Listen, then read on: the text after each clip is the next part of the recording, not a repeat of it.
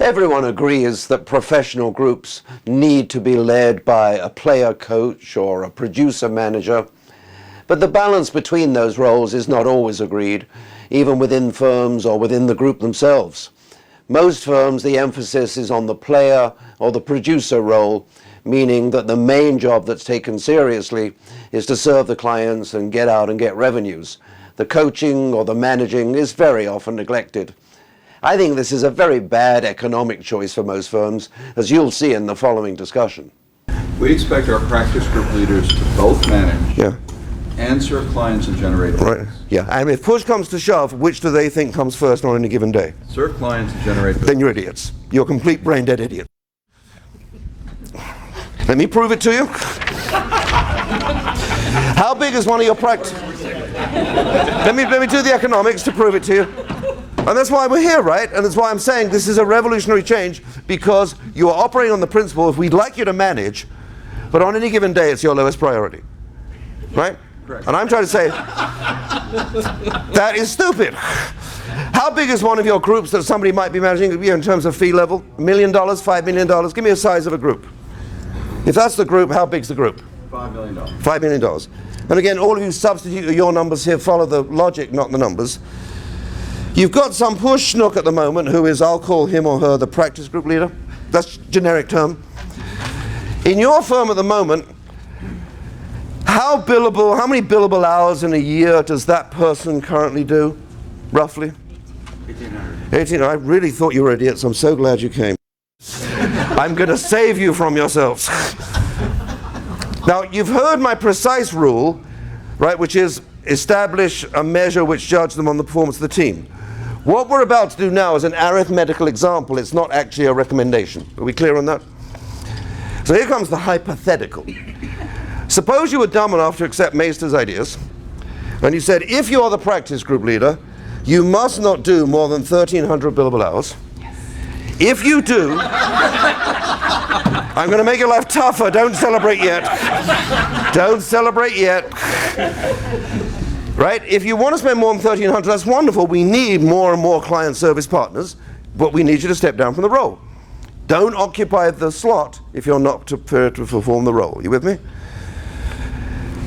Now, what I'm also going to bet, and you keep me honest on this, is if the person's theoretically in charge or responsible for a $5 million business, my bet is I could find 500 hours that they are currently spending time on that doesn't actually require them to be doing it. That if I gave them either a junior partner or a senior associate or even a secretary,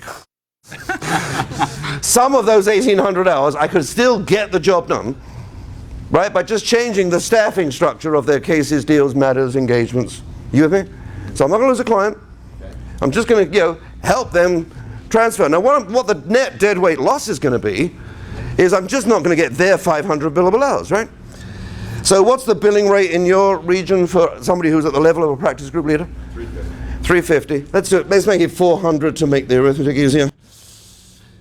You will get 200,000 less billings if you follow my recommendation.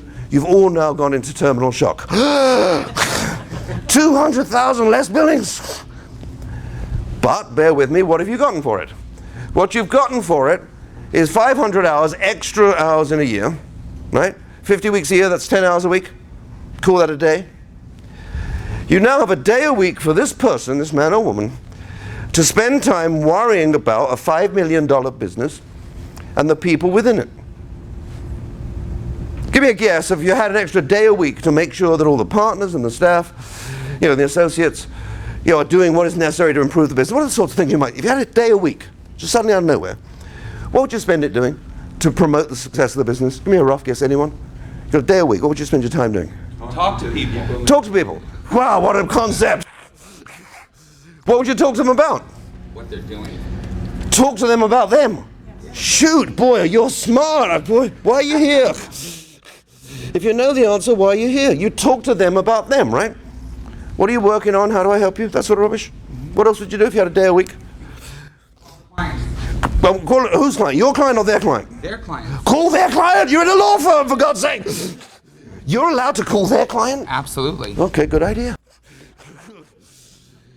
And what would you say when you call their client? How's it going? How's it going? Are you getting from us everything you need? And you don't have to be Attila the Hun or brutal, right? This is, you know. And maybe even you do it with them. It's when you and I go out and have lunch with your client. You'd play conscience, we all agree on this role here? You'd play nudge and conscience, and let me just follow up, because last practice group meeting we said sensible things.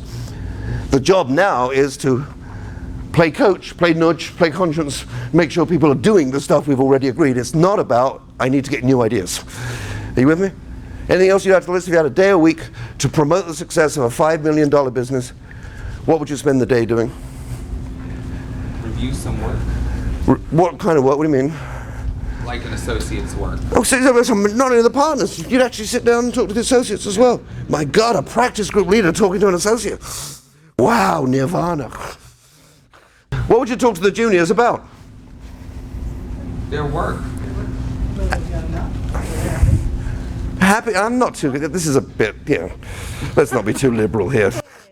We're touchy for you. Happy? Well, I want to know something about them. I'm just logging in. I'm not sure the word's happy. We'll talk about some other words later. Satisfied.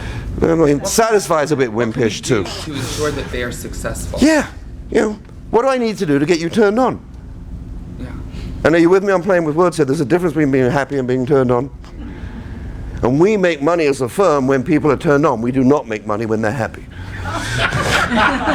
No, I'm serious. That's the research finding. Is that clear? Yes. And I'm not against happy. Morally, I'm all for it, and I want to do all the right things to make people happy. I'm not against it. I've got to be an honest reporter, however. Happy people are not on the profit increase path. Right? I will do it anyway because that's my values and my standards. But I've got to be honest. What is on the profit path, and I will prove it to you, is turned on people, which is a different concept. So, okay, here's the math. Now, you know, the accountants already got this, and the engineers got it a long time ago. So this is a question just for the lawyers. Right? We're going to test your arithmetical skills. If you had a day a week, week in, week out, for for every week of the year, in a $5 million business, what is the probability you could recoup an investment of $200,000? It's highly probable. It's highly probable. Is that about as passionate as you get? There are two answers. It's either a brain-dead certainty, or you can't manage and ought to resign from the role immediately. Right? And this is why your firm is totally brain-dead, because the questions you need to think through now are, first of all, do you buy the argument that the group or the firm would be better off if the coach spent more time managing the group? And if you do accept that argument, then the next obvious question is, how do we make sure that the coach has the incentive to do the role? It's clear that the firm will make more money, and perhaps the members of the group will be better off because they'll receive more help. We just have to make sure that the incentive for the group leader is really there.